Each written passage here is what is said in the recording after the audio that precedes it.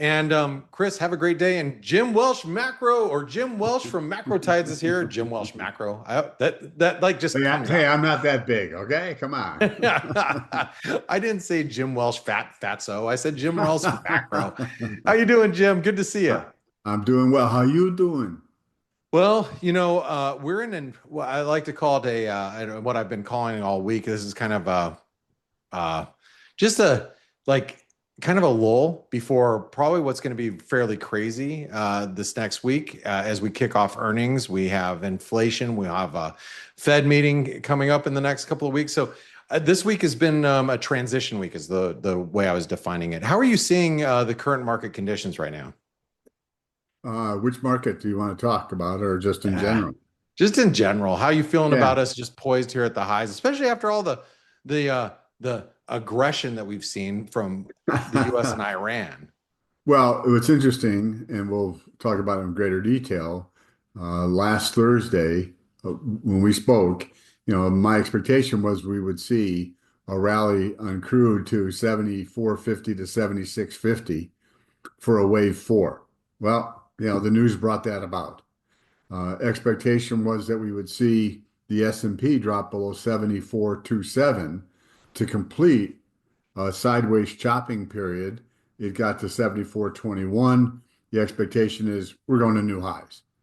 Gold, the expectation was we're going to see gold rally. So overall, the markets, in terms of the chart analysis and such, Blake, have really kind of fulfilled what you and I talked about last week, which is all the more reason why more people should tune in. So if you are listening, thank you. Pass the word around. And if you want to get last week's weekly technical review, Jim Welsh Macro at Gmail. I'll be happy to send it out.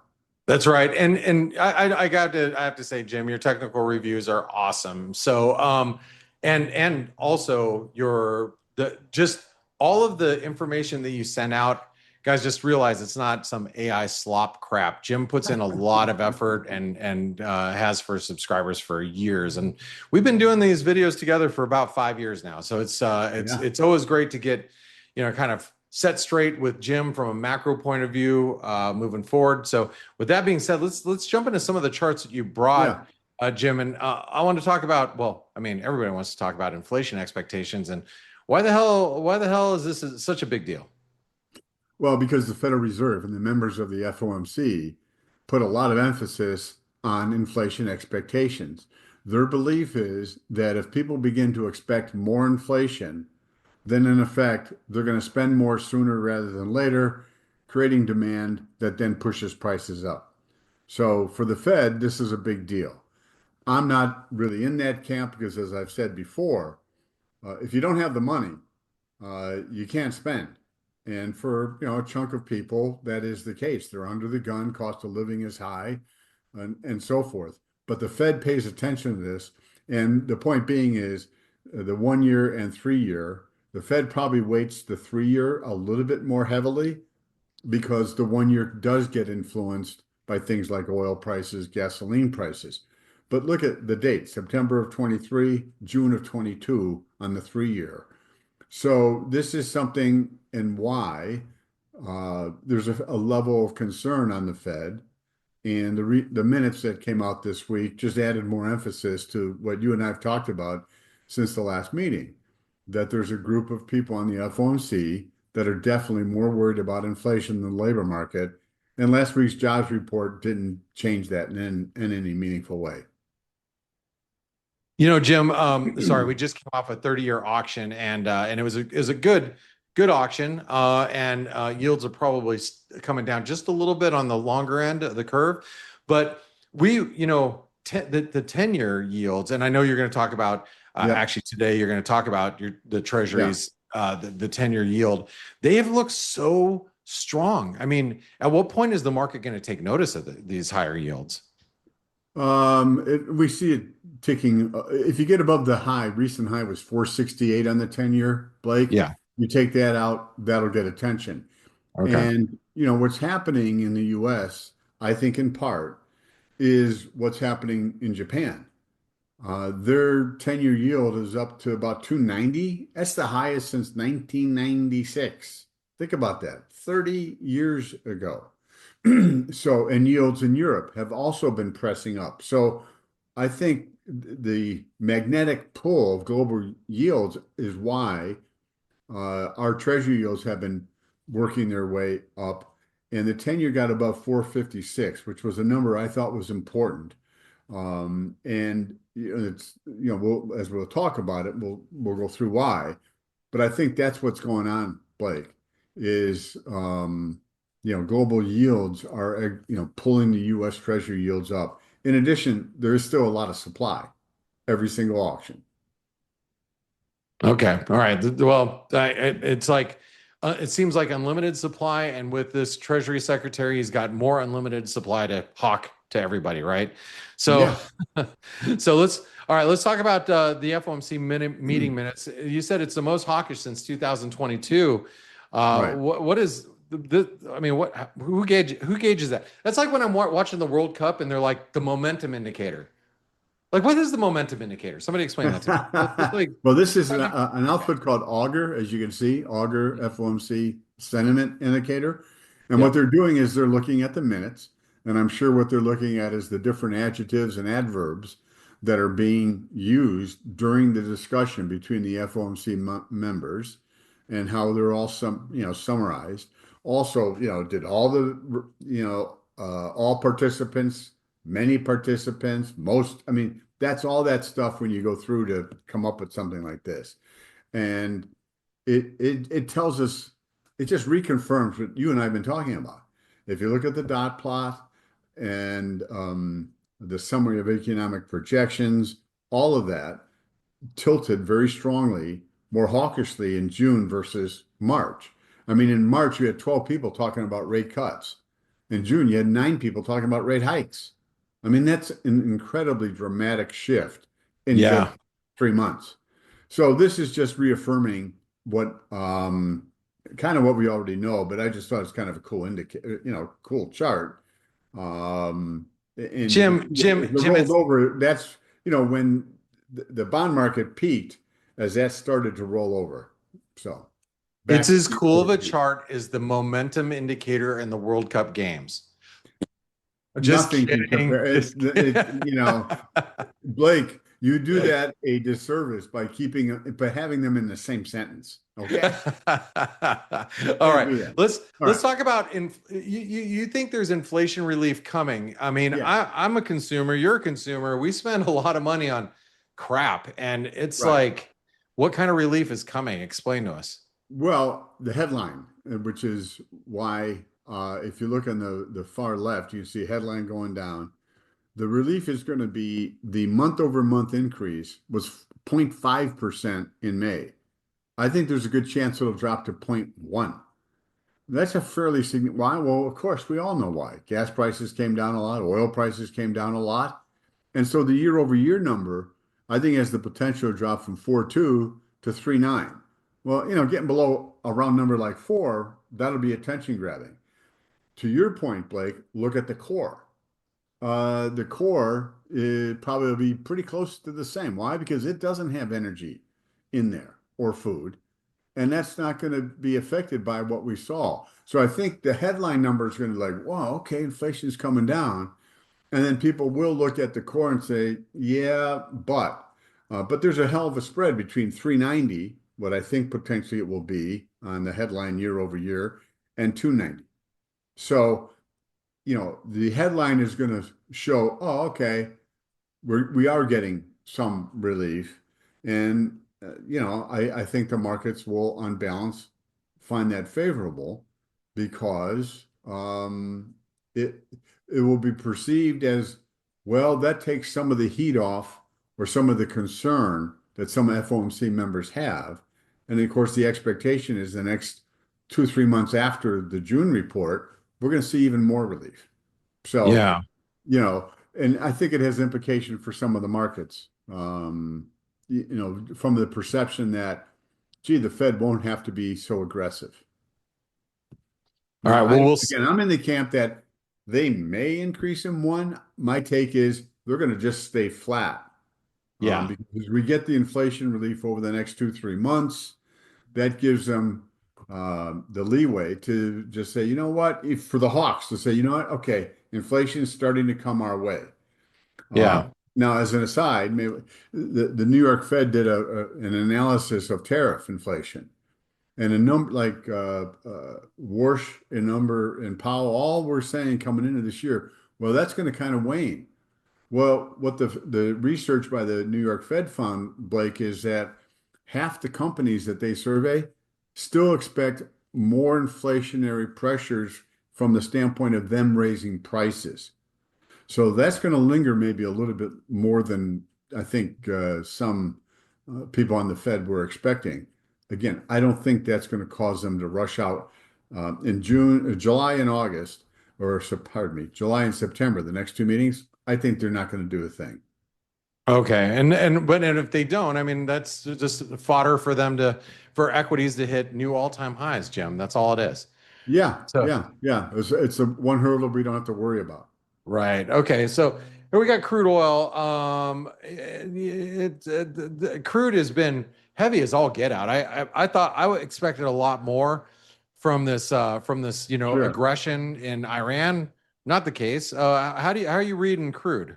Well, the title on this chart is the same title I had last week. Okay, I just figured, well, I can't change it, right? Because it did it. So what we noted was that the crude oil was oversold. You had a very, very small RSI divergence down there. But more importantly, what I was going off of, Blake, from that high of 100, and this is the August crude contract. So as we flip to the next contract in a couple of weeks, these numbers are going to change because that's what happens with the futures. But anyway, one down, the rebound for to 98.42 was wave two. That very progressive, impulsive decline was wave three, which is what I thought we were nearing the end of that. We were going to get a bounce to that 74.50 to 76.50 number. And then if the way I'm reading this pattern is, I do think there's the potential for one more decline that'll take out that low at 67 and change, and it'll set up even a bigger RSI divergence in all likelihood. And then that will set up a much larger rally. Yeah, Okay. that once you complete five down, now you're going to get a retracement of the prior decline. So if it bottoms at, I'm going to use 66 just as a round number. It will have declined from 100 to 66, $34. Well, immediately you take, well, what's half of that? That's 18. What's 18 and 66? 84. So Okay. oh, and then you look at the chart. Wow, look at all that resistance. 84.55, 80, in other words, intraday lows. So my take would be is if this pattern fulfills, you want to be a buyer below 67.04 in anticipation of a rally that gets up to 82 to 84. So, Jim, I'm going to ask a question that I think I know the answer, but I don't know if everybody else knows the answer. Why wasn't this one and this two and this three?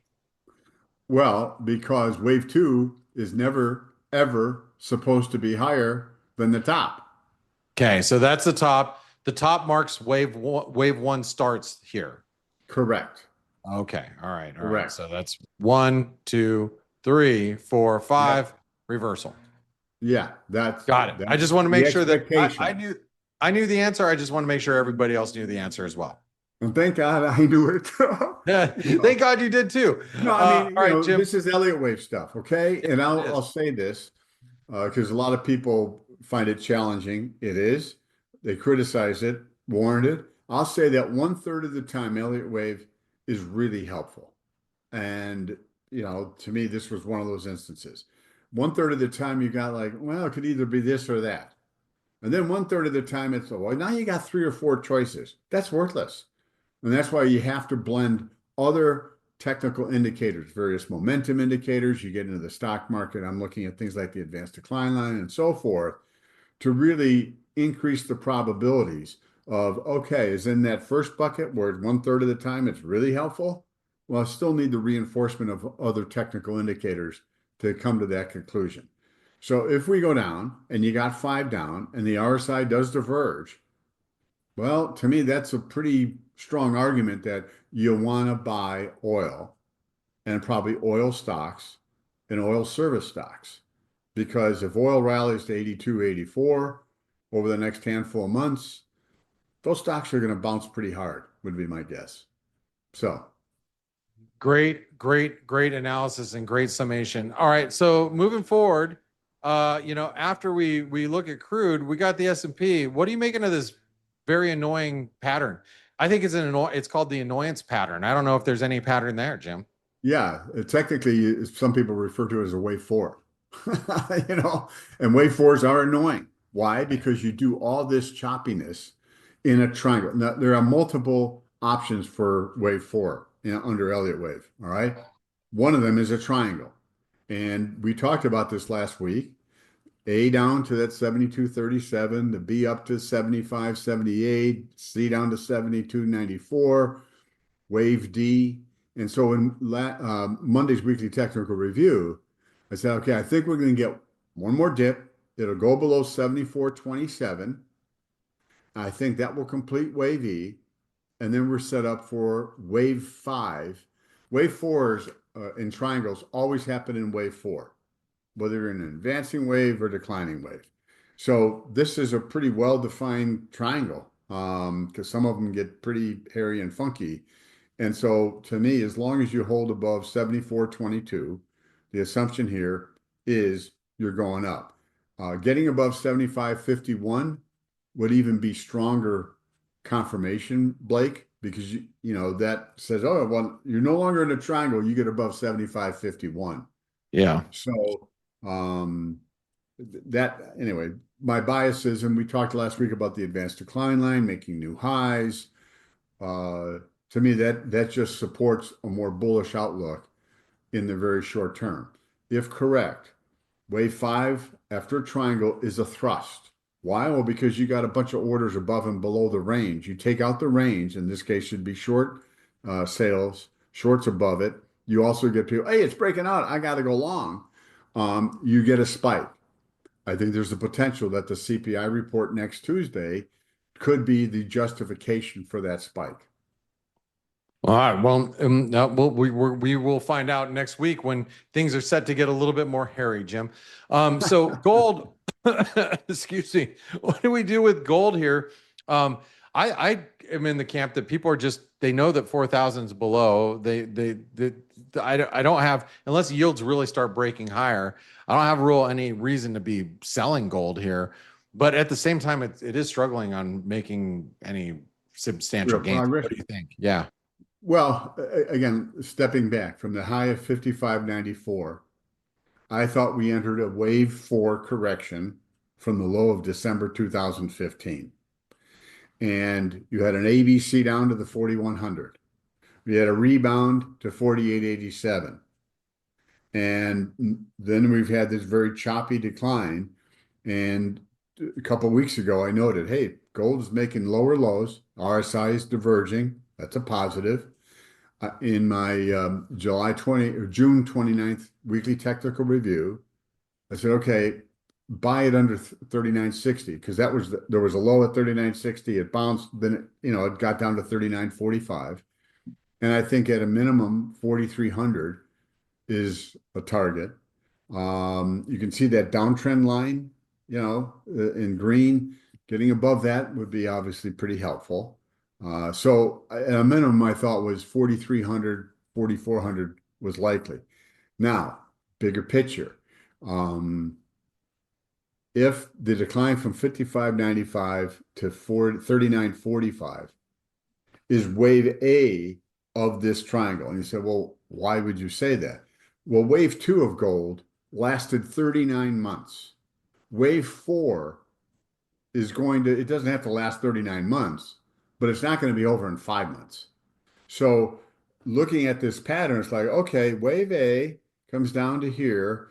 Then we get a big ABC rally that could take gold up to 4,700 or even a touch higher. In other words, you're going to retrace a chunk of the decline from 55.95 to 39.45, 50%, 618.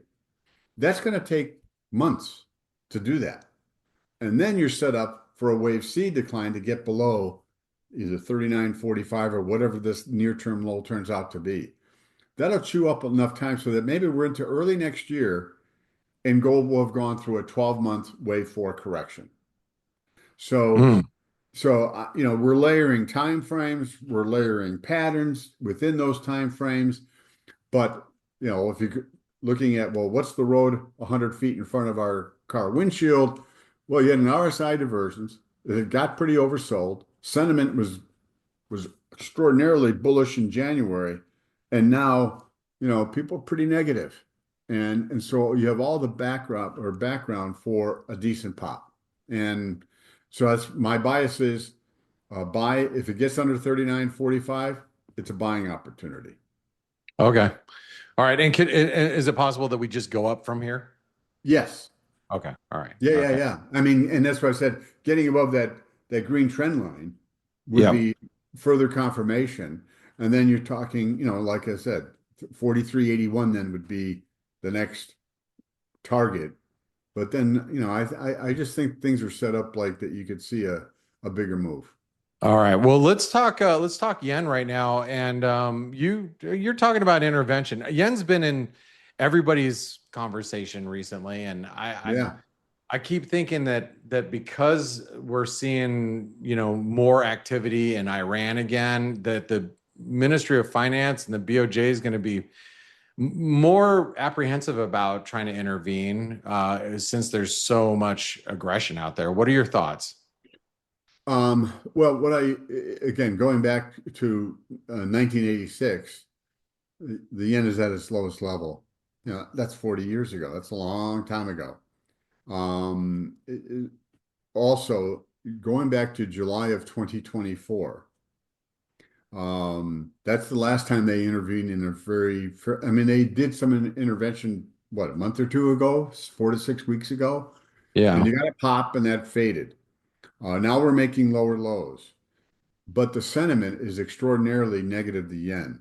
Why? Because it's been going down for a while. And levered funds, you can see their net short position is the most since July of 20. It's more than what it was in July of 2024. You got to go all the way back to, I don't know, is that 2018? It's the low. You can see it. There's more short yen right now than any time in the last decade or longer, right? So if I'm the Bank of Japan, okay, we just took out those lows. We tried to intervene. We got a bounce. We've taken those out. You're getting more people short as a result of that. And as I noted here, in July of 24, the yen was 1619. Today it's 1626. I just think it's a question of when they come in. The 10-year yield at 290, the highest since 286. Are they going to raise rates to try to defend the yen? I don't think so. Um, so I just think it's a question of when they're going to come in Okay. and be more aggressive about it. And the yen makes up 13% of the dollar index. Speaking of So the dollar. what do you know? So there's still a shot that you'll get above that. We'll test 101.80. Well, And you were saying 107. I mean, so oh, you well, no, still. no, no. Well, that's like months from now. But Oh, I'm okay. saying near term No, I that want to I see it thought, tomorrow, Jim. I need. well, what can I tell you, Blake? Stopwatch. So, no, the point being is the RSI got really overbought. And if you go back to November of last year, March of this year, what you can see is the dollar made a high, the RSI made a high with it. You had a pullback, dollar then made a subsequent higher high, the RSI didn't confirm it. And that in the lower panels, the RSI, you can see the red lines, the marking the divergence there. I thought there still was a chance that the dollar could pop and test 101.80 and kind of repeat what it did the last two, intermediate to short-term highs. Um, it may or may not do that. If it does, it'll set up a divergence. To me, that would add even more credibility for, okay, we're going to get a deeper pullback, consume some time. I think, could you pull back to 98.38? Possible. But to your point, the longer term pattern is such that I believe a move to 105, 107 is coming. Okay. So, Well. Let's see if that happens. All right. Yeah, but Last one. we take it 1 week at a time, That's you right. know. Right. So back when was it when the dollar was down at the recent lows, we were talking bullish, looking for a rally. Is that in January? Okay. When it got Oh, up down to here. that Yeah. one, yeah, that 100 level. I said, okay, time for a pullback. I thought 97.50. Well, I got to or 60, I think was a 618. Got to 90. So it's kind of like, okay, yeah, I think 105, 107 is coming. But we have to take every kind of step along the way, and work with it. And that's Yeah. all we're trying to do here. All right. Very good, Jim. Let's last but not least, let's talk about 10-year yields. Like I said, they look a little strong here. Not Yeah, gonna they lie. do. And I thought we were going to see a choppy move with yields coming down to at least 431. I mean, in other words, I wasn't looking for this gigantic move. It's just like, okay, we got below 442. That implies that you're going to see a test of 431, which was the prior low, or maybe the 422 was the low before that. So not a big move. As I've emphasized, longer term, I think yields are headed higher. So we're just trying to take the near term squiggles. Getting above that 456 makes me like, okay, as long as it's above 442, I'm going to go with the next stop is 5%. And that's been my view for a long time, is that ultimately we're going to see the 10-year get above 5%. Why? Well, in October of 23, it got to, I think, 502 or right around five. I thought that was wave three then, but everything since that high is like a wave four. And now it's a question of when are we going to start to try to move up towards 5% again? So that's my take. Now, if and when we get above 5%, I'm going to be looking for a much bigger decline in yields. Oh boy, In other 5%. words, That we'll have completed wave one up, five waves completed, look for a retracement. Ultimately, I think the 10-year, Blake, in the next 10 years can get to 7.5. And you say, why? no, no, take us back to ZERP. I want easy money. No, We all why? want easy money. Because the 10-year got to 15 and a half in September of 1981. It dropped to 55 basis points in 2020 March. What's the 50% retracement of that? That's 15 points divided by Yeah. two is 750 plus 50, so I'm saying 750. That sounds ridiculous, but you know what? In 1945, when the 10-year was 1.25, did anybody expect that we would see it at 15 and a half 35 No. years later? Yeah. No. But so my point is that's a big secular move that took 30, actually 36 years. And then from 81 to 2020 is 39 years. So I again, want I cheap think there's a money. potential. No, Cheap I'm just, money. yeah. So again, we all love cheap money. But, that's what the big, big, big picture holds. But it's like driving a car. You're going somewhere, the road curves, you got to curve with it. And that's Yeah. what we're trying to do every single week is say, okay, here's the bigger picture, but let's boil it down to where we are right now and what we can reasonably expect over the next 1 month to 3 months. And that's And how we and try to keep the road on the car or car on the road. what and what I love about what Jim does is he puts it all together. It's a combination of A, yeah, technical analysis, but B, what are the reasons why things are happening. And if you're not taking in that into account when you're trading, it's like driving with one eye closed the whole time, you know. So Jim, I want to thank you for joining us every Thursday. Now that we're doing it in these live formats, I think it's awesome. Um, uh, uh, Again, to reiterate, what's the email where people can email you to get your Yeah. weekly technical review? Yeah. Jim Welsh, macro at Gmail. How long have you been doing your technical reviews and your newsletters for macro tides?